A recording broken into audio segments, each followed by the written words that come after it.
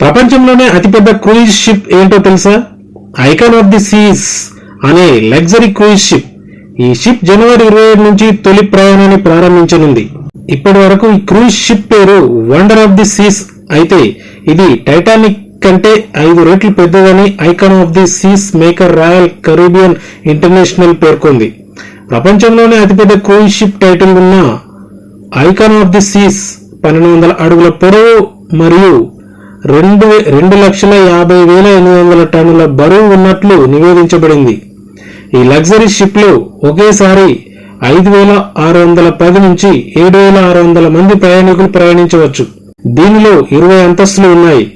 Royal Caribbean international మీ vacations పూర్తి చేయడానికి ఇంతకంటే మంచి ప్రవేశం లేదని చెప్పింది. ది సన్ ప్రకారం షిప్ ధర దాదాపు $2 బిలియన్ అంటే 200 కోట్లు. 20 అంతస్తుల్లోని 18 అంతస్తుల ప్రయాణికులకు కేటాయించబడ్డాయి. 18 అంతస్తులు ప్రయాణికులకు కేటాయించబడ్డాయి. క్రూయిజ్ లో 40 రెస్టారెంట్లు, బార్లు ఇంకా లాంజ్లు ఉన్నాయి. 6 55 అడుగుల వాటర్ ఫాల్స్ ఇంకా 7 స్విమ్మింగ్ పూల్స్ ఉన్నాయి. ప్రయాణికులకు 2,350 మంది సిబ్బంది సేవలు అందించనున్నారు. ప్రపంచంలోనే అతిపెద్ద క్రూయిజ్ షిప్ ప్రయాణించడం విలాసవంతమైందని ప్రత్యేకంగా చెప్పనవసరం లేదు. పశ్చిమ కరేబియన్ లో 7 రాత్రులను కవర్ చేస్తూ ఈ ప్రయాణం ఫ్లోరిడాలోని మియామిలో ప్రారంభమవుతుంది.